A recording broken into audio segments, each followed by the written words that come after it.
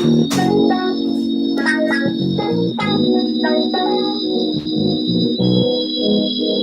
what's up, y'all? The Grio Lounge is open. Come on in, come on in. Come on in, come on in. I don't own the rights to any music. This is Faso Productions. This is the official song. I didn't produce this. This was produced by Faso Productions. The name of the song is called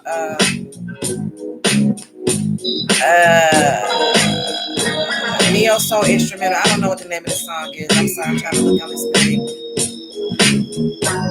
It's so small I can't see it right now. I'll definitely will let you know. Faso Productions, they are also on Spotify, and I think they're on iTunes. And they produce royalty-free beats. So if you want some beats for your podcast, you need to check them out. And I'm going to bring this down now.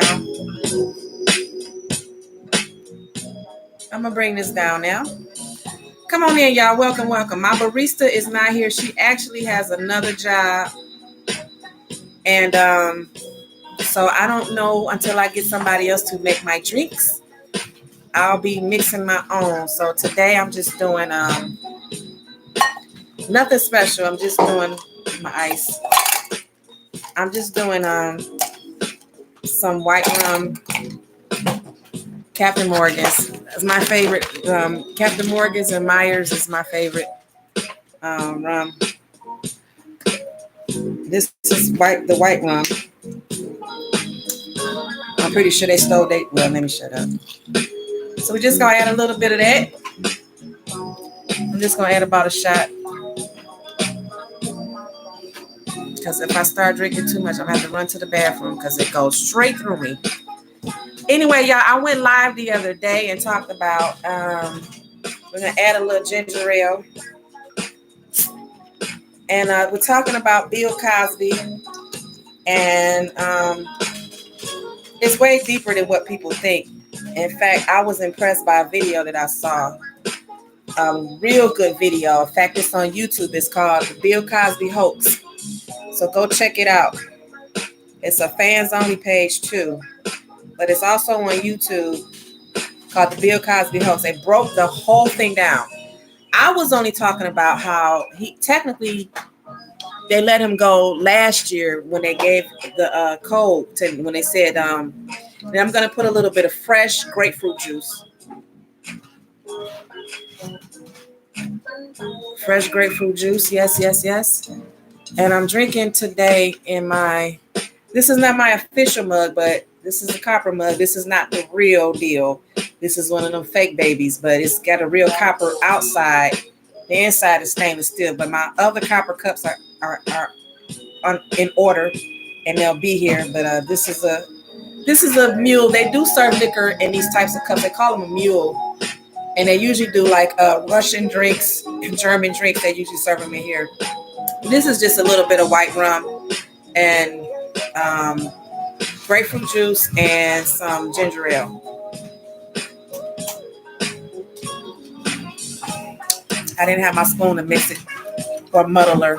I got to get all that stuff together. That's going to take some time. But anyway, so the thing I was telling people on the other podcast where the volume didn't come through was that Bill Cosby was probably released last year and that he might not have done any time at all. If you look at the whole story, how it was broken down, and what he was actually charged for was not for rape. Okay? He wasn't charged for rape. This whole thing probably was a PSYOP program when you really look at all the details and even the testimonies of these women that look like men.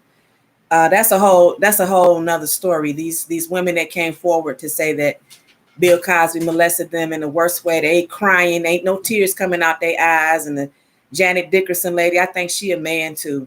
But yeah, some of these women that came forward were questionable. Their testimonies was questionable. Their stories didn't line up. And I don't think the man did any time. And if you're into gematria and breakdown and numbers and things like that, there's definitely a connection with the number 33 and the Illuminati bullshit. So, basically you were enjoying a show. Okay. But on the other side of it, former Governor Mayor Kwame Kilpatrick was released last year. He did not get released this year. And that was just a matter of connecting the dots, because last year around November, his sister said, my brother's coming home. And she posted this on social media. It went viral. So by the time it went viral, the local news stations picked it up, and then they came back with, nah, that's not true.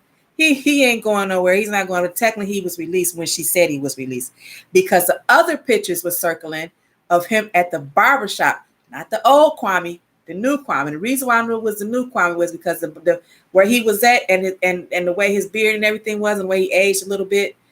This wasn't no old picture of him at the barbershop.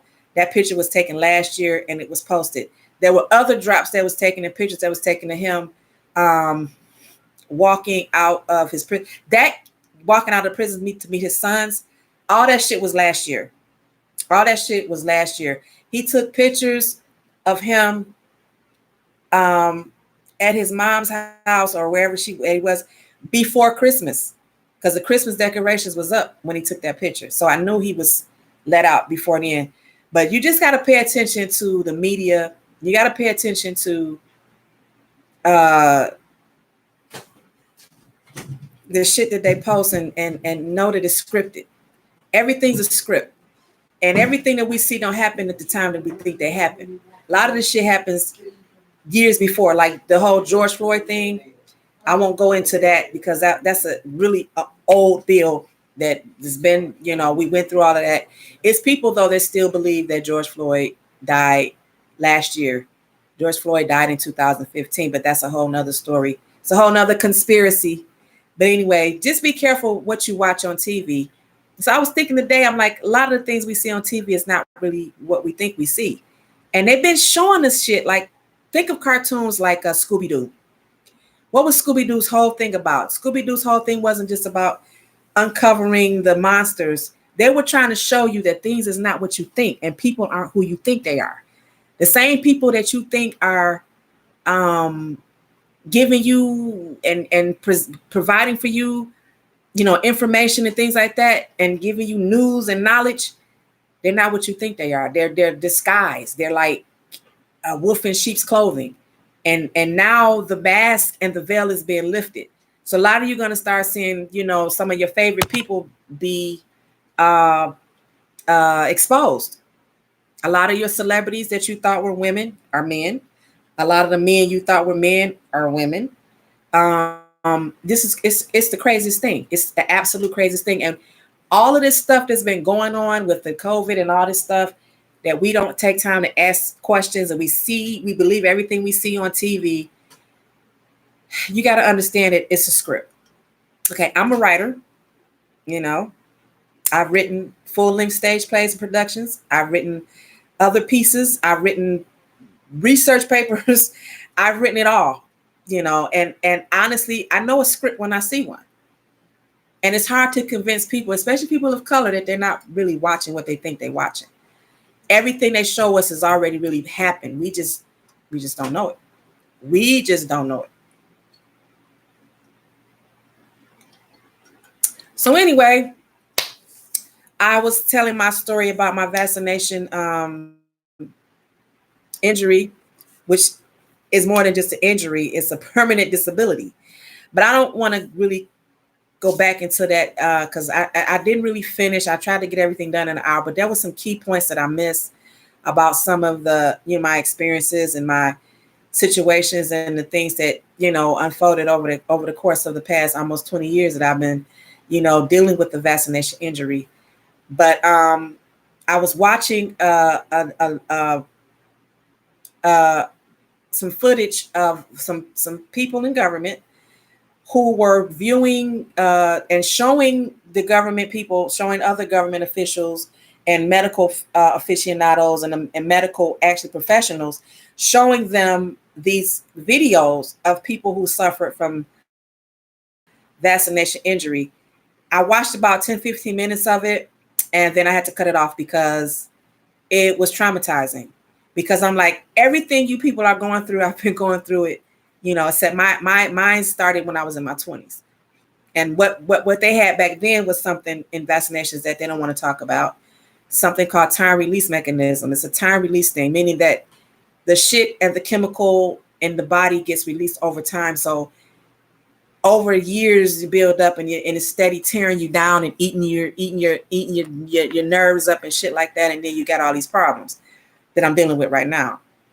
The stuff in the vaccinations today are way quicker, according to the video footage. And I mean, it was not just one person they interviewed. There were multiple people. I mean, there were dozens of people, if not more, that I, before I could get into it, who were young people experienced the same myocon. Sorry, they said it was unstable. See, when you get to talking about this shit, now they want to cut you off. So you know what? I'm going to skip all over that, and I'm going to take a break right now, and I'm going to promote my sister, Desiree White Bay, Notary Public. She's available for all your notary needs. You need something notarized? Call my sister, Desiree White Bay. Her number is 734 837-7280. Desiree Bay. Call her for your Notary Public needs. All right. Also call Reed's, and I gotta put. Oh, I can't get his number right now because I should have had it written down. I'm still lacking. Reed's Recycle and Metal Removal. If you got something, you got them old refrigerators in your yard that need to be removed, search up Reed's Recycling. They'll come pick it up for free. Okay. You got some old bathtubs that's metal or metal pipes that you need hauled off the property. You got a business and you're remodeling and you need some metal and scrap metal removed. Give my nephew a call. He'll be there and he'll remove it for you for free.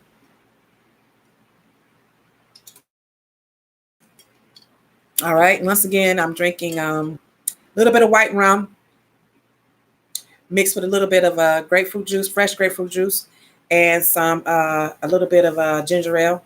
I know that don't sound too enticing, but I have much to work with today, so I'm working what I'm working with. All right.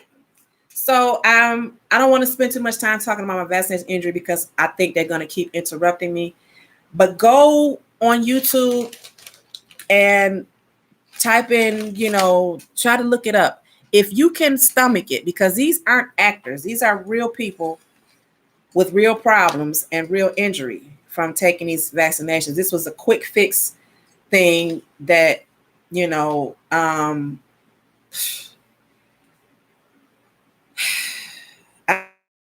I can't even really explain how disappointed I am in our society, in our culture, in our society, in our world. This whole thing was such a horrific operation, and it's now people that's starting to see that. And because people are starting to see it and they're not getting vaccinated fast enough, they got this Delta variant that they say is going to rise. It's just another spike protein. Okay, so what you still need to do is stock up on your you need to stock up on your natural stuff, your oranges, your grapefruits, get you some H juice. I can't even say it. Hydrochloric, whatever. HCQ, HCG. I can't even think of it right now. Hydrochloric quinine. Get you some quinine. Okay, if you don't have access to quinine, which you can buy it in tonic water. Tonic water has quinine. Ma'am, can you silence your phone, please? Only because it's kind of picking up a little bit. I'll think about it. I'm literally right here. You're welcome to come join me. No, I'm tired. You don't have to get on camera. I'm still trying to get guests up in here. Everybody's so busy. Everybody's out of town on vacation. And I still haven't figured out how to bring people in. It's telling me what to do, but here's the thing. If you want to be in on the show without coming in to the lounge, then you have to sign up to StreamYard. It's freezing up. Sign up to StreamYard and request me, and then I'm supposed to send you a link to join or something, but I can't send you nothing until you request it. I'm also on Streamlab. I mean, is it Streamlab? Stream something. I can't go to it right now. But I'm also on that too. So I'm supposed to be live on Facebook, but I don't know if it's connected to Facebook as of yet. So apparently it's hard, but it's like, what do I got to do? And then it's all this upgrading they want you. I'm like, damn, I just joined. Now you want me to upgrade? You're just trying to get my money. You're just trying to get my money. So it is what it is. It is what it is. So today I decided we're gonna pull from the Grio hat, and I'm just gonna whatever I pull from the Grio hat, that's the story I'm gonna tell. So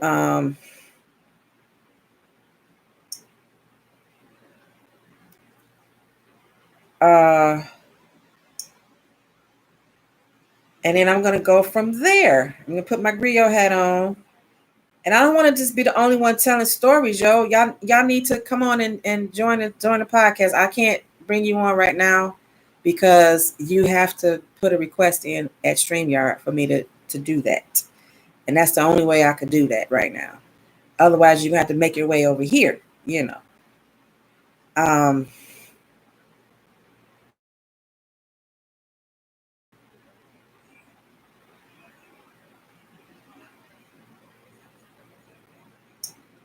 So let's see where I got all my little. Okay, it ain't on this one. I'm sorry, I'm looking at something. I just can't get this together for nothing in the world. It ain't on here. What am I doing?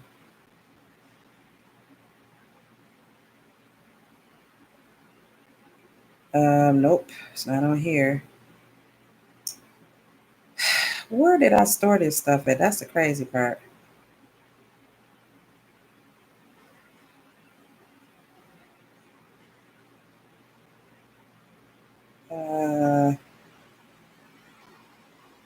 Did I put it on here? Nope. This is crazy, y'all. Hold on. I'm trying to find something real quick.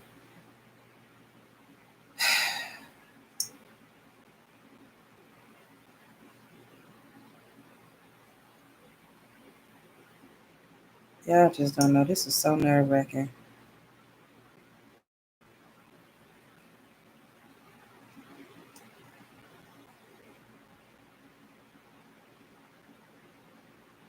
Oh, help me, help me. Why can't I find what I need? Okay, here it is. I was right there on it. My bad. All right, so this is what we're going to do. It's pulled from the Grio hat. It's pulled from the Grio hat. And figure out what story we're going to tell.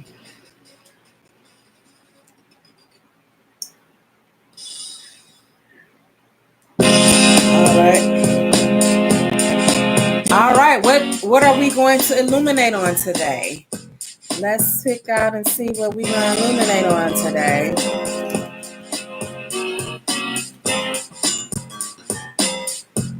Can't even read what they're saying.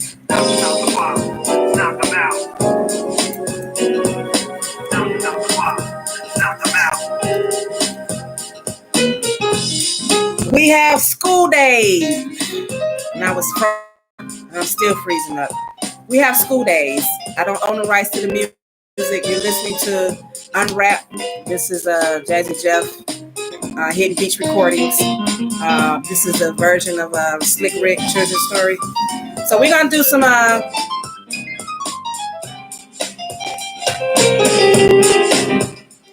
We're gonna do school days.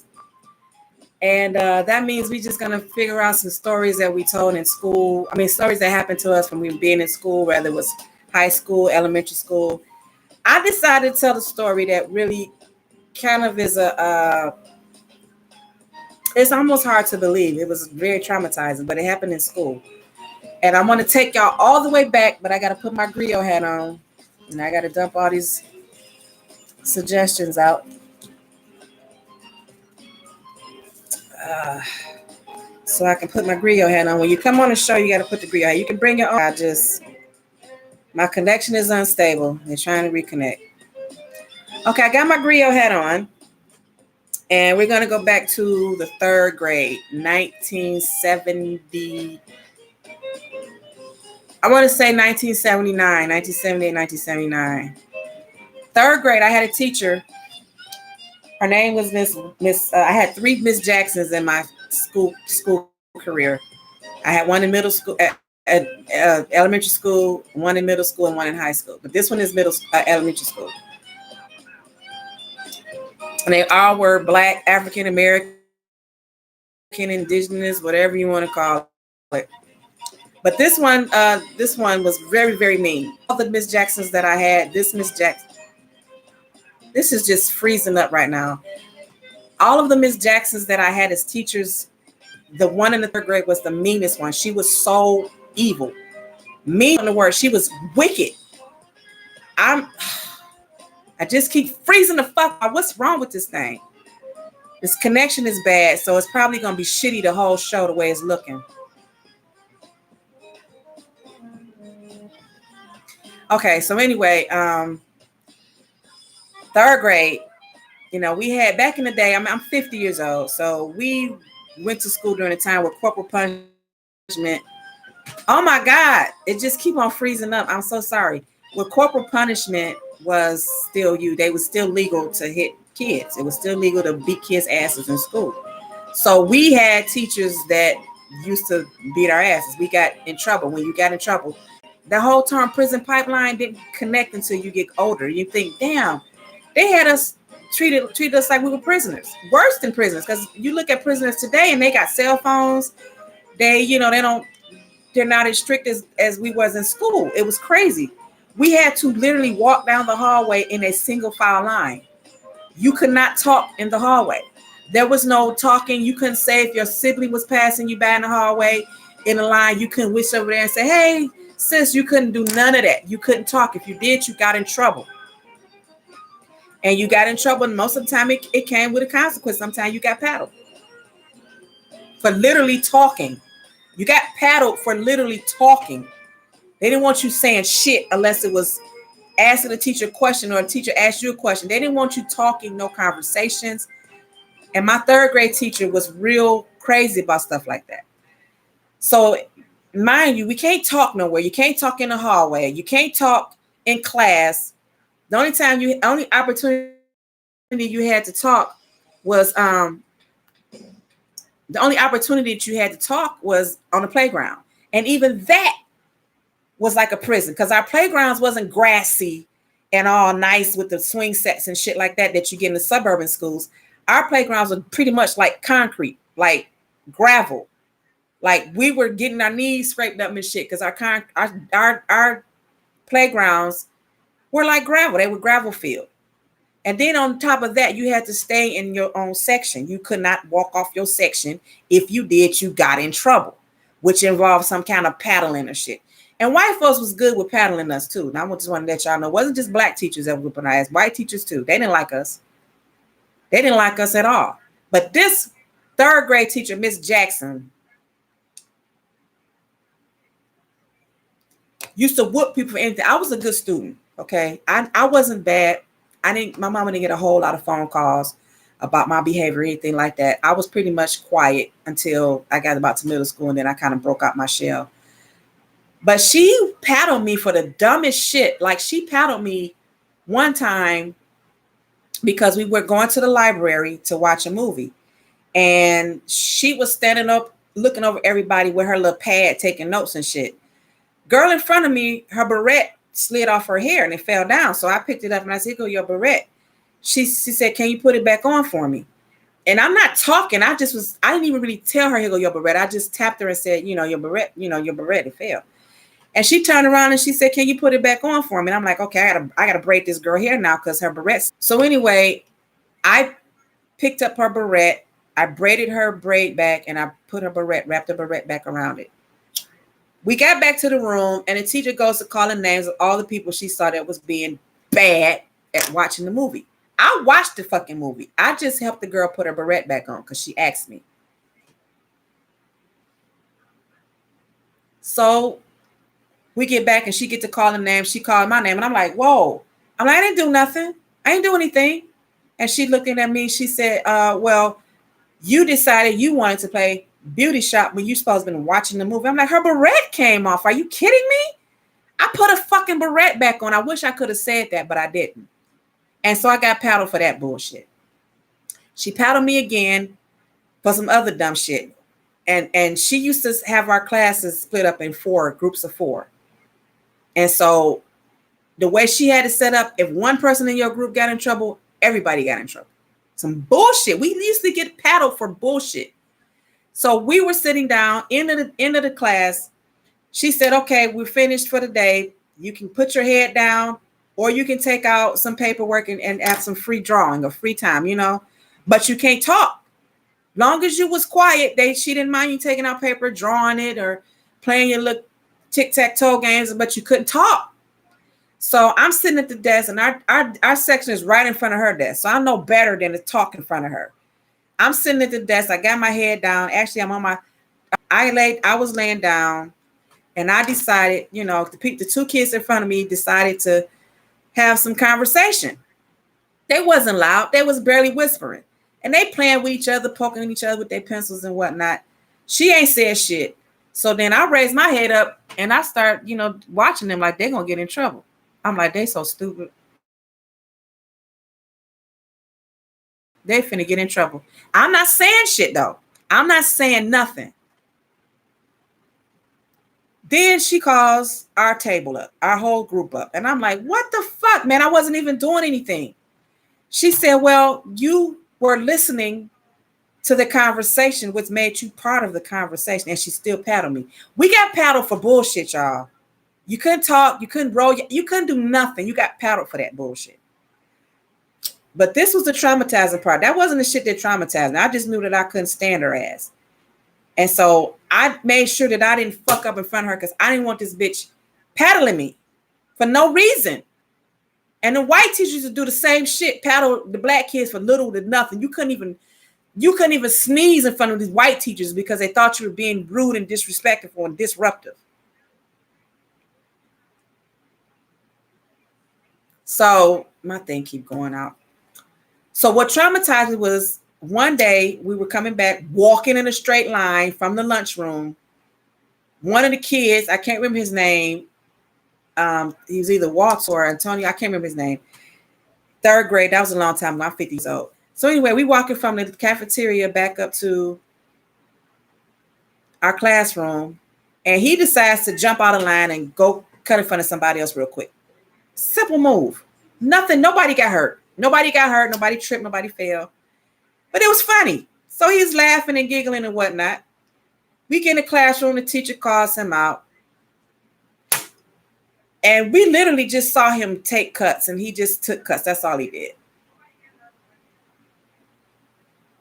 Now, here's the thing. Keep in mind that previously, the young man had broken and fractured a finger. He had a finger on one of his hands that was fractured. In fact, it was his, I don't remember which hand. I'm not even finna try to think about it. He fractured his finger and it was all wrapped up and whatnot. You know, it had the little cast on it or splint, whatever it was on, but it was wrapped up. And so she called him up, keep freezing up. She had 2 forms of discipline she used. Paddles, I'm sorry. She had a regular round, big round wooden paddle that's probably used for racquetball or some shit. And then she had these rulers that was taped together. She had a bunch of rulers that she taped together. She decided to go for the rulers this time. She tell the boy to come up to the desk, and she said, "Give me your hand." He was like, "Well, for what?" I keep on. This is ridiculous. I'm sorry, y'all, for the disconnection. So she asked for his hand. Of course, he gives her the hand that's not broke with the, you know, that doesn't have a broke finger. And she said to him, "Not that hand, the other one." We 3rd graders. Even we know this is about to be some bullshit, but we scared. And like, I know she know this boy got a broke finger on that other hand. And and he's still holding it back. She's like, give me that hand. So he's trying to offer her the hand is not broke with the with no broken fingers, the good hand. He trying to give her the good hand, and she's like, no, give me the other one. So we're like, we all looking at each other like, no, she's not finna beat this boy in his broke hand. This can't be real. We're not saying anything. We don't know what's gonna happen. Next thing I know, they start tussling because she trying to grab his hand and he trying to pull it back. She's trying to grab. He's like, you should have been worried about this shit. She didn't say shit. You should have been worried about all this when you was out there, breaking the rules. Bring me your hand. Bring me that broke finger. And we like, she not finna do this. And we on the edge of our seats, y'all. We on the edge of our fucking seats, like she finna hurt this boy. She can't be finna. She finally they tugging, and he's not finna give up that hand. He tugging with her. They tugging together until she finally got his hand up there. She put her elbow on his hand, and she took her paddle with the other hand, and she hit that boy in his broke finger with them rulers. Yes, she did. In front of the whole class. Yes, she did. I was traumatized. I will never forget Miss Jackson, third grade teacher at William Robinson Elementary School. There was two Robinsons on the east side of Detroit. There was a William Robinson and a Remus Robinson. I was at the William Robinson. That's where this teacher was at. I don't know where she is today. I don't even know if she's still living. But this lady traumatized the shit out of me. So after she hit this boy in his hand, we're sitting there, everybody's flabbergasted. We sitting there like, oh my God, the boy crying. Keep freezing up. The boy crying. The boy is crying his eyes out. We look down at his hand. His finger is bleeding. This was very traumatic. That night, I guess the kids went home and told their parents. I know I told my mom, I told my sister, because I was on the bus talking about it. Nobody believed me. I was like, I'm telling you, Miss Jackson hit that boy hand and broke that boy finger. Again, she re-broke it. She made it bleed, And I guess they must have called the principal, because back then you used to could call your principal. You didn't have to go through the secretary. Back then, the principal gave all the parents their number. You can call that principal if you had a problem. So apparently they called the principal that night, because when we came to school the next day, our third grade counselor, Mr. Banks, was in our classroom sitting on the desk like, what's going on? Like, we knew something was up because she wasn't there. Miss Jackson did not show up to school that day. So the teacher came in, the principal and the counselor came in, third grade counselor, and it was asking us what happened, the day before. We all had the same story, and we all told them what happened. They could tell that we were traumatized. They could tell that was a terrifying situation. And he wanted to make sure that we were telling the truth. Like, yes, she hit that boy in his hand. We saw it bleed, Mr. Banks. We saw his hand bleeding after she hit I don't know if he thought we were lying or we were making stuff up. Maybe they had a thing going on, because Miss Jackson was a young teacher, probably in her 20s, brown skin, real pretty skin. She was a nice looking teacher. She wore her hair in a nice little shapely afro, and she had a nice body. She had a nice shape. I remember Claire and the women that had the shape, and they would fit and hug their hips and everything. And all the little boys used to be looking at her. But she was a terrible teacher. She was nice looking, but she was terrible. Maybe they had something going on. I don't know. But I almost felt like they didn't believe us. But then they was compassionate, and they offered counseling for anybody that up, and I'm not even talking. Fast forward. Come to find out, we thought that they fired her, because that's what they told us. They said, she's been fired. She's gone. She's not here no more. We had a substitute teacher the rest of the year. Here's the thing with that. I found out some years later that she didn't get fired, and she ended up at another school. So there was something real fishy about that. She should have went to court. She should have got her ass sued, and she should have. But see, the thing about it was, back then, corporal punishment was legal. The question is, how much force were these teachers using? Because some of them were absolutely ridiculous. Like I said, we got paddled for bullshit. We got paddled for breathing too hard. We got paddled if we was having an asthma fucking attack. They paddled us for every little thing. And white teachers, they had a ball, a field day paddling little black kids, little black boys and girls. I got beat for doing nothing. Putting a beret on a girl's hair does not, qualify as bad behavior. Listening to a conversation when I have free time does not constitute a paddling. Getting paddled because the rest of my row in my classroom, that first row was off the chain and I wasn't, does not mean that I should get paddled. And I got literally paddled for bullshit. And that's why there should be punishment back. Because a lot of teachers don't like kids. And being in the school system is a perfect opportunity to abuse them. A lot of teachers don't fucking like kids. And especially white teachers, they didn't like us. They were so mean to us. Like they just talked down to us like we're nothing. And I remember that very well. And I remember that there were like maybe 1 or 2 white kids in our classroom. And they were always treated way better than us because they were these good kids. They didn't do nothing wrong. They didn't, show up to school late and hungry, And it was like that, I know, in black schools. They did black kids so bad back in the day. I found out probably when I was in my 40s about how they used to over-chlorinate the waters, Detroit Public School, pools. Over-chlorinate. We read stories about how they used to put extra chlorine in the water when people went to the amusement parks and stuff, the water parks and things like that. They said they would pour extra chlorine when black kids got in the water. Story came out in the media. They got swept under the rug and said they have been over-chlorinating Detroit Public School System waters for years. And I could tell you, it's another story. Middle school, we had swimming. And when I tell you that chlorine was so strong, you can literally smell it up on the second floor in the same pool area that was, on the first floor.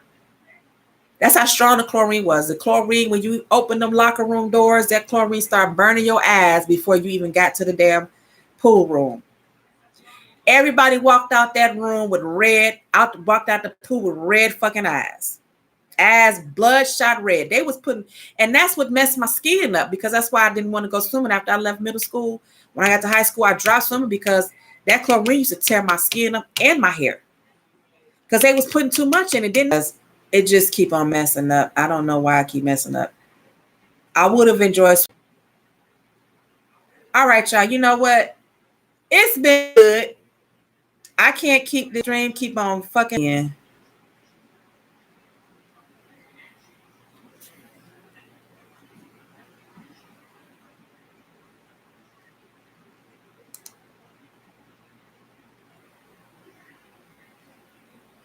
All right, I don't know if that did anything or not, but like I said, I would have enjoyed swimming a lot more if the water and the chlorine wasn't so bad. It was just really, really strong. I mean, I don't know what the purpose for them doing that, and I don't know what kind of damage it may have caused other people. But I know school for black kids back in the day, it was. We had good memories, don't get me wrong. We met some really good friends and everything. We made some really good memories. We had some really cool teachers. But they really treated us like prisoners. It was structured. And it even had snitches. They called them service guards. My sister was one. She earned it. You had to have a certain GPA. You had to be a good student in order to be service squad. She was a service squad.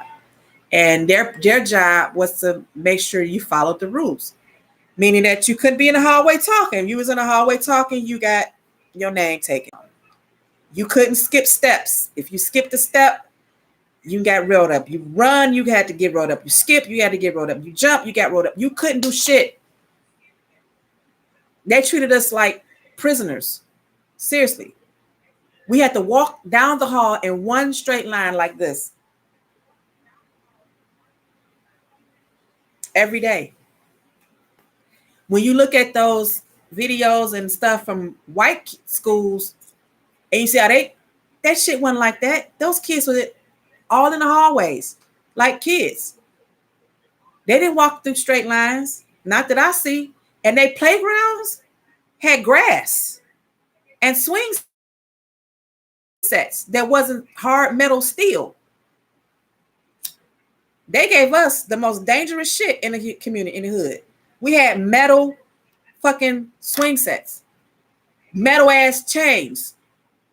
We had old ass wooden they got them that new age plastic and soft, colorful looking shit. They got blue and yellow and green swing and shit, and we yellow sliding boards, and we got this metal shit that's hot as fuck in the summertime to burn you. Your skin about to stick to the damn slab. We had to pull straws to figure out who was gonna go down that slab first and make it a little cooler from our booties sliding down there, because that's how hot that shit was. All that stuff was toxic for us. And they had it right in our communities, right in our schools. So like I said, you went out to the white communities, their parks had grass. All we had was gravel. None of our parks, barely the ones that we played in that was in the hood, like they are now, they better. They got a lot of parks in the hood with a lot of grass. But there was certain parks, especially on the east side. We was in the park around the corner on Lee May. That park was the company, the Fruhoff company owned the park. So they was responsible for the upkeep and all that shit, picking up the trash and all that. It wasn't trashy, it was not safe. Like there was nothing but sand and rocks on the whole playground. So when you fell off the swing, you fell your ass into some sand. When you got bounced off the seesaw, you got bounced on some gravel. Okay. Behind that was a lot that was adjacent to the company. That was just nothing but gravel. That was where we played kickball at. So when your ass kick rocks, you kick rocks through them little jelly bean shoes, and we call them rock catchers, because we got all the rocks caught up in our shoes from being over there in that field. That field was where we literally played softball and kickball. There was no grass. It was dangerous being a kid back in the 70s. We didn't have peat moss. They put the little peat moss down and shit, which is dangerous still. Why we couldn't get no green grass, or why we couldn't get no damn, sod. Y'all gonna give us gravel and dirt and sand. And then later on you say, okay, let's give them some colorful peat moss. And you put this hard ass wood peat moss on there. You still scraping your knees up when you fall. They did black kids so bad. It did our neighborhoods bad too. They had pools in the communities, in white communities. They had pool houses. They had, community pools and shit like that. We had the swimmobile that my mother never let us get into. We begged her, Mama, can we get in a swimmobile? Swimmobile, can we get a swimmobile? She's like, no. So they ain't getting in that funky, dirty ass water. They don't clean that water. And that water was dirty. It was murky. It was a little murky, because I don't know how often they cleaned it. I'm pretty sure they did clean it, or whatever, but it was murky. Because kids used to climb their ass. They didn't take showers before the swimmobile was coming. They didn't take a shower before they got in there. They went and put their swimsuit on. Some of them got in there with their clothes. They took their shirts off. The boys did and just jumped right on in, drawers and everything. My mother was like, no, ma'am, y'all cannot get in that nasty water. So I didn't get a chance to experience what it was like in the swimmobiles, because she said they were too nasty. But this is what they gave us because we didn't have community pools.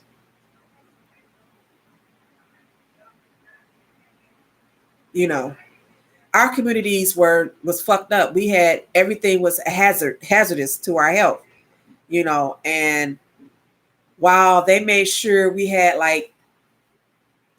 free lunch, which was the cold ass lunches, and you got the little bologna and cheese sandwich with the apple and a cup of fruit and a chocolate milk, and occasionally you got an orange juice or whatnot, and that helped the community because a lot of people didn't eat.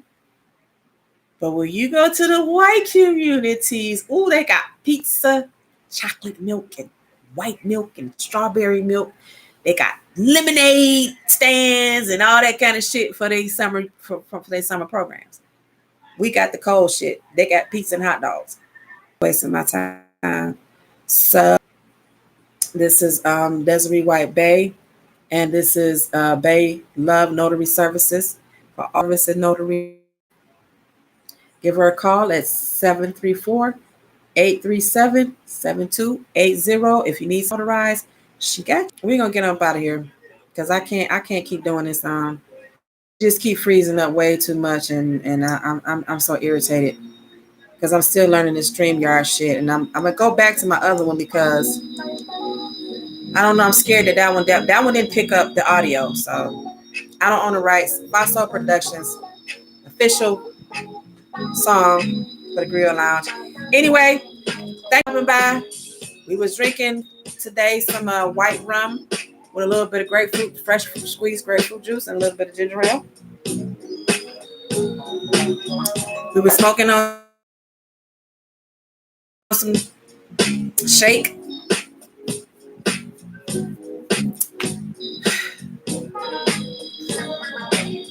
I can't do this. I'm out, y'all. Thanks for listening. Thanks for watching. All two of y'all. Thank you.